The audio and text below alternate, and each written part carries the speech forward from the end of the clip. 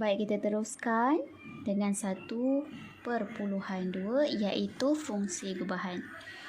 Diberi gambar rajah anak panah, unsur dalam set X, unsur dalam set Y dan unsur dalam set Z. Set X dipetakan kepada set Y dengan menggunakan fungsi fx sama dengan X tolak 1/2. Jadi kita wakilkan unsur dalam set X sebagai X, objek, dan unsur dalam set Y terhasil daripada Y sama dengan X tolak 1/2.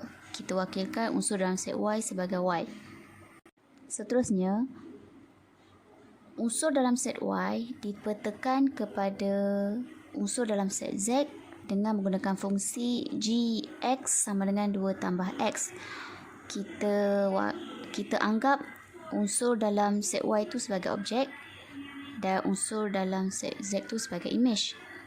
Maka kalau kita wakilkan Gx tu sebagai Z, maka Z sama dengan 2 tambah Y sebab kita menggunakan unsur dalam set Y. Tetapi apabila berlaku pemetaan secara langsung daripada unsur dalam set X kepada unsur dalam set Z, maka di situlah berlakunya fungsi gubahan. Digabungkan fungsi F dan juga G. Bermaksudnya di sini fungsi F berada dalam fungsi G. Maka terhasillah fungsi gubahan G(fx). G bagi fx. Okey, bila berlakunya gabungan dua fungsi, awak lihat ya.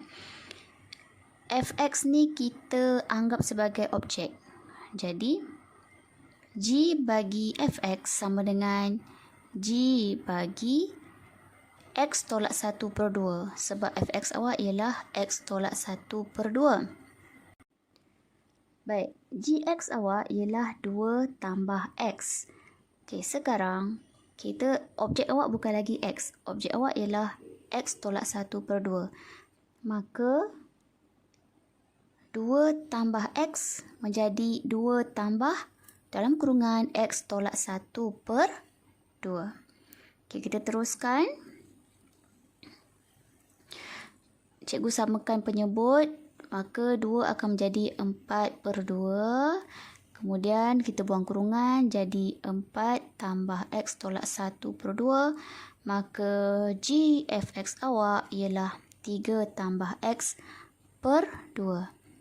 Jadi, kalau pada unsur Z ni, kalau kita wakilkan dengan menggunakan sebutan X, Z sama dengan 3 tambah X/2. Itulah fungsi gubahan. Baik, lihat contoh. Diberi fx sama dengan X kuasa 2 tolak 4 dan Gx sama dengan 2/X tolak 2 di mana X tidak boleh sama dengan 2. Okey, soalan pertama, cari Fg.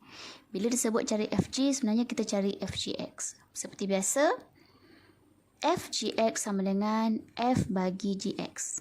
Bermaksud F bagi 2/X tolak 2. Okey, apa fungsi F awak? X kuasa 2 tolak 4. Bukan lagi X, kita gantikan dengan 2/X tolak 2 dalam kurungan kuasa 2 tolak 4. Kemudian kita kembangkan 2 kuasa 2, 4. X tolak 2 kuasa 2, cikgu kekalkan sahaja. So, Fgx awak ialah 4/X tolak 2 dalam kurungan kuasa 2 tolak 4. Tak perlu kembangkan. Kalau nak kembangkan pun boleh, tapi setakat ni pun dah cukup. Okey, soalan yang kedua. Cari Gf3. Dekat sini dia dah bagi tahu nilai X awak, objek awak ialah 3. Jadi macam mana? Gf3 sama dengan G bagi F3. Jadi F3 kita gantikan G bagi apa fx tadi? X kuasa 2 tolak 4. And then X tu kita gantikan dengan 3. Maksudnya awak mencari G bagi 3 kuasa 2 tolak 4.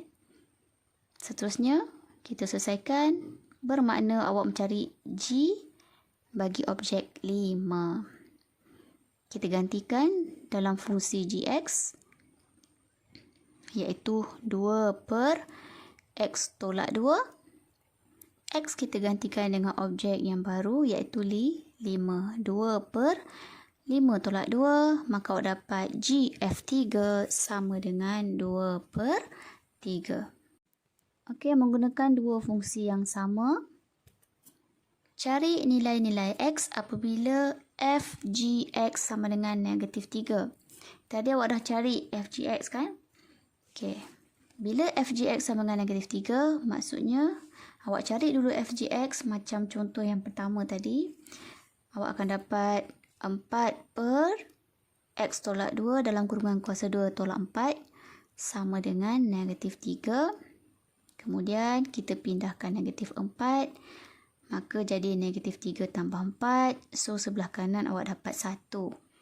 Seterusnya, penyebut kita pindahkan ke kanan, maka 4 sama dengan X tolak 2 dalam kurungan kuasa 2. Cikgu kembangkan, awak akan dapat sebelah kanan X kuasa 2 tolak 4X tambah 4. Okay, and then cikgu pindahkan 4 dari kiri ke kanan. Maka jadilah X kuasa 2 tolak 4X tambah 4 tolak 4 sama dengan 0. Kita selesaikan ikut sebutan serupa. Awak dapat X kuasa 2 tolak 4X sama dengan 0. And then kita buat pemfaktoran. Awak dapat X. Kita keluarkan X sebab faktor sepunya dia ialah X. X darab dengan dalam kurungan X tolak 4 sama dengan 0. Maka akan dapat X sama dengan 0 dan X sama dengan 4.